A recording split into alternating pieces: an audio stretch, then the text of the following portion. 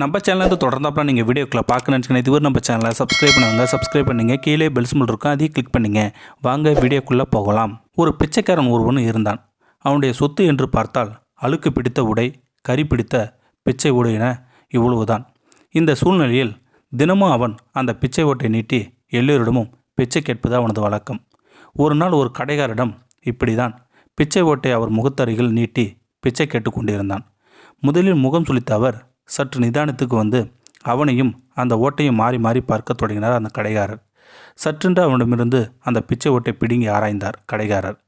கடையிலிருந்து ஒரு பேனா கத்தி எடுத்து விரித்தார். பிச்சைக்காரன் பயந்து போனான்.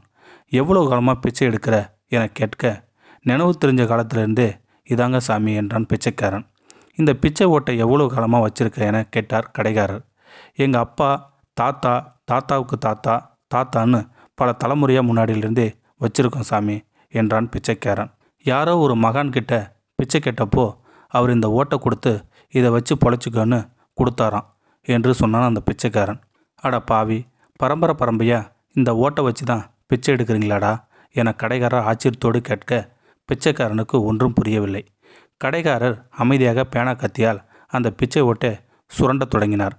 பிச்சைக்காரன் துடிதுடித்து போனான். சாமி, என்கிட்ட இருக்கிற ஒரே சொத்து அந்த ஓடு தான். நீங்கள் பிச்சை போடாட்டியும் பரவாயில்ல, அந்த ஓட்டை கொடுத்துடுங்க சாமி என்று கதறினான். என பரிதாபமாக கேட்க கடைக்காரர் சிரிக்கிறார். மேலும் சுரண்டுவதை நிறுத்தவே இல்லை. பிச்சைக்காரன் அழுதான் புரண்டான். ராசியான ஓடு சாமி, மகான் கொடுத்தது ஓடு ஐயா, தர்மபிரபு. கடைக்காரர் ஓட்டை சுரண்டு கொண்டே இருந்தார். சுரண்ட சுரண்ட அந்த ஓட்டின் மீது இருந்த கரியெல்லாம் உதிர்ந்து போனது. மெல்ல மெல்ல மஞ்சள் நிறத்தில் பளிரிட்டு பிரகாசிக்க துவங்கியது தங்கம். பிச்சைக்காரன் கையில் அந்த தங்க ஓட்டை கொடுத்தார் கடைக்காரர். வேதனையுடன் சொன்னார், அந்த மகன் கொடுத்தது தங்க ஓடுடா.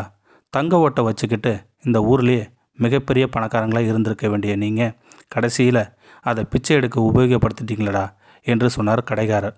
பிச்சைக்காரன் வாயடித்து போனான்.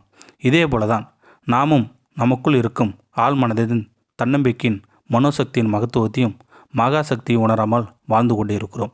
இப்போது நீங்களே முடிவு செய்து கொள்ளுங்கள். உங்கள் ஆள் மனதிற்குள் என்ன ஆணை கொடுப்பதென்று வாழ்வை வாழுங்கள். வாழ்வு வளமையாக அமையட்டும். இந்த வீடியோ உங்களுக்கு பிடிச்சிருந்தா கமெண்ட் பாக்ஸில் கமெண்ட் பண்ணுங்கள். கூட உங்கள் ஃப்ரெண்ட்ஸுக்கு ஷேர் பண்ணுங்கள். இதுவரை நம்ம சேனலை சப்ஸ்கிரைப் பண்ணுங்கள். சப்ஸ்கிரைப் பண்ணிங்க கீழே பெல் சிம்பல் இருக்கும் அதையும் கிளிக் பண்ணிங்க. தேங்க்யூ ஃபார் வாட்சிங்.